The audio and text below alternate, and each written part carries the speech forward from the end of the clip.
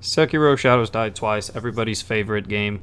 Just got a new update the other day, and I gotta say, it's pretty good. So going into Gauntlet, the Divine Air one, and then the Severance one. Having done the Severance one myself, this is actually the playthrough where I did it. Having done the Severance one myself, I can say that you unlock two things. First, you unlock Inner Isshin, who is a variation of the last Isshin that you face in the game. You will also unlock the Tengu skin, which looks pretty fucking cool. So first on the list is Guardian Ape.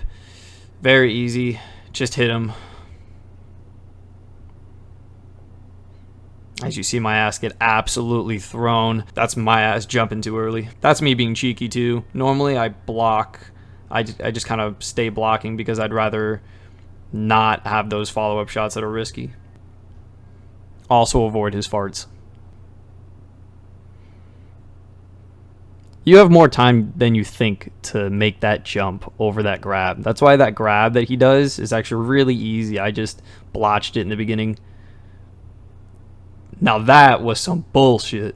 For those of you who are confused, I just magnetized to his grab. This second phase is actually just really simple to parry his attacks and just wait for this stand-up attack, which is this one.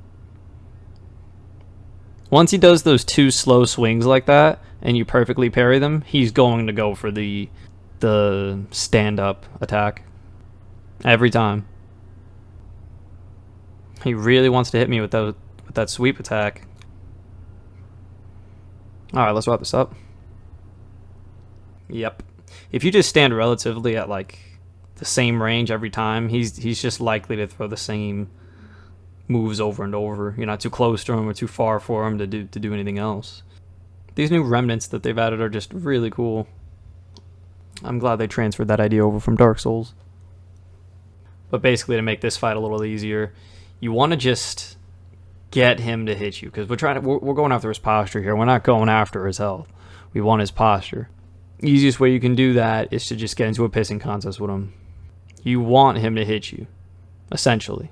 Once you know his attacks, you want him to hit you, so we can dispose of him the quickest. If you slightly delay your attacks when he's in the corner like that, you can actually get him right as he's starting the animation for another attack. And this is one of those pissing contests that I was talking to you about. See how fast his posture just went up there just by exchanging?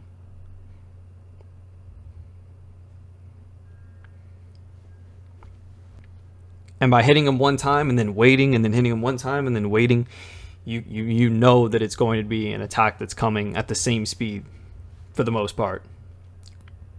I actually thought the camera was going to absolutely screw me over there, and then I just walked.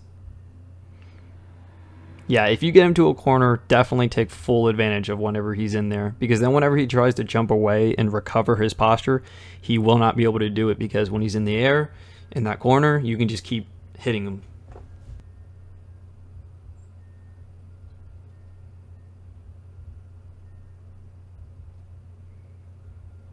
There's another one of those pissing contests. I'm telling you, if you do it just like that, just one shot, block, one shot, block, one shot, block, his posture goes up very quickly. That's why he tries to jump away after it gets to a certain point.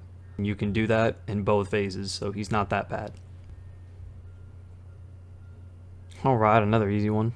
So with Corrupted Monk, I find that if you just stay, kind of like Guardian Ape, if you just stay at the same type of range, he'll just kind of throw the same attacks.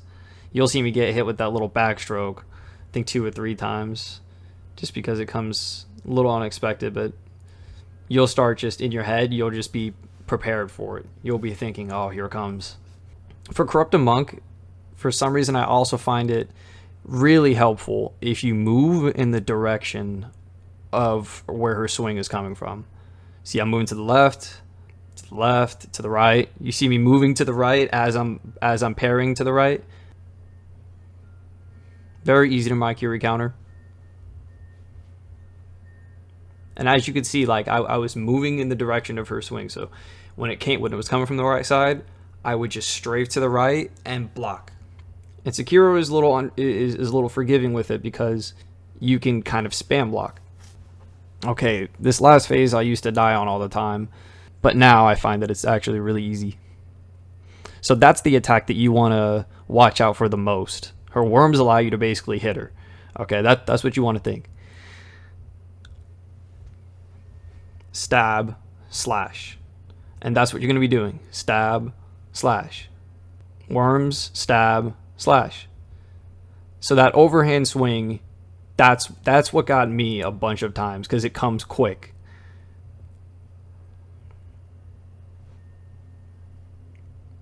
She throws the worms a lot, if you haven't already noticed. And whenever she does, you just dodge to the right, stab her, and slash her. Easy. Yeah, whenever she does that swing, just run back. It's not even worth it getting the parries. And then I'm going to hit her with the jump attack.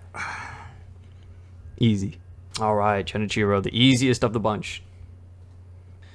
You just do the same kind of thing that you did with the other ones.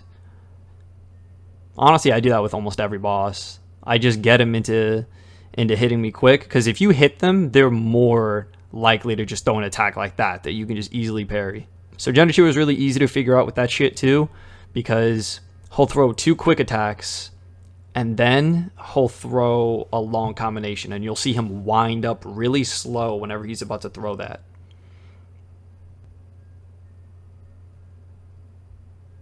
That's just me being aggressive as hell. You'll also know that this is my first run, because it's actually teaching me how to do this as I'm doing it, and I also get the Tengu skin right as I finish. So watch this move. And then you see it happen again. It happens, and then it goes away, and then it comes back after a few seconds.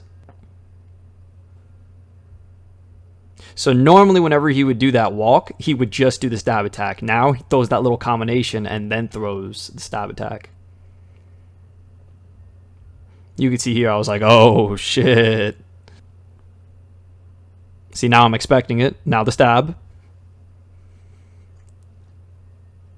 So in this Inner Isshin, whenever he strafes to the side like that, or starts walking to the side, expect that double combination before he goes to throw the stab attack. I was really amped up to fight this phase, because this phase used to kill me all of the time. So this is one of his new combinations. As soon as he threw it, I was like, what the fuck? I mean, look at that shit. Look how aggressive he is.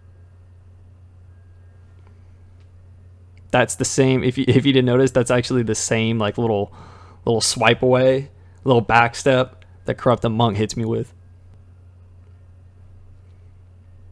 Yeah, if you're that close to him, he's going to take out the gun instead of hitting you with the stab attack. Alright, here it comes. That's a very lucky Maikiri counter. So when he's in the air like that, he'll either throw that spear stab attack, the one that I hit the Maikiri counter on, or he'll do another attack that damages you basically if you're nearby and in front of him or behind him. So in order to get the parries better off of this one, you want to bait him into throwing that sword attack. Not that one. I mean, you can, because you might be able to counter it, but... So you will see him. The attack that you're trying to parry the most is the one where he basically rolls the sword. You'll see him kind of like roll it around his wrist and then go and hit you with it. That one right there. Can't believe that he left me at a sliver. I was like, bro, I'm not going to die. I'm not going to die. Guns. Stab attack. Whenever he takes out the gun and shoots a bunch of shots like that, just try and stay in the same position there, like blocking the same spot, and you can really get that stab attack off. Or that Maikiri counter on the stab. Yeah, whenever he charges and does any of those moves, I just get the fuck out of there. Gun. See, he was about to take out the gun, but then I hit him before he got the animation off. And you could totally do that. So yeah, as soon as you see the little red symbol that he's about to come in for the stab, immediately turn around and just dash forward, and you will get that Maikiri counter. It's very immediate. As soon as you turn around, dash forward, and you got it. Not that bad of an attack. The lightning at this point should be self-explanatory.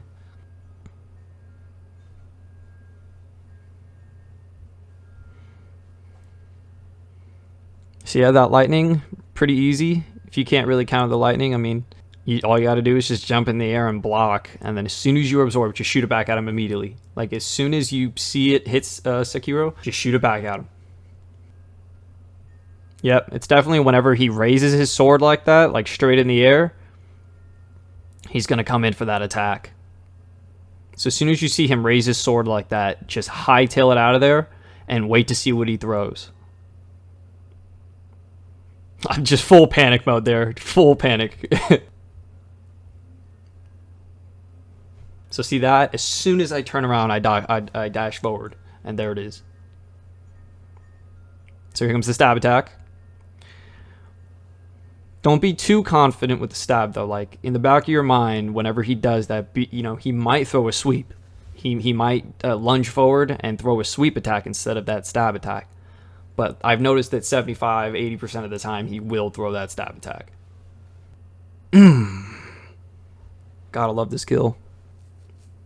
Once you have given Inner Isshin his very timely death, it'll just immediately transport you out, and then you'll immediately get the Tengu skin. So yep, right after you complete it, you'll get another memory to increase your attack power, and then finally, you'll get the Tengu skin. Tengu form, I guess. But I put it on as soon as I get it, because I gotta see it. And naturally, I love it. Loving the relaxed, shirtless vibes. These remnants that they added are really cool, though. I do like them, and this update is great. Go play it now.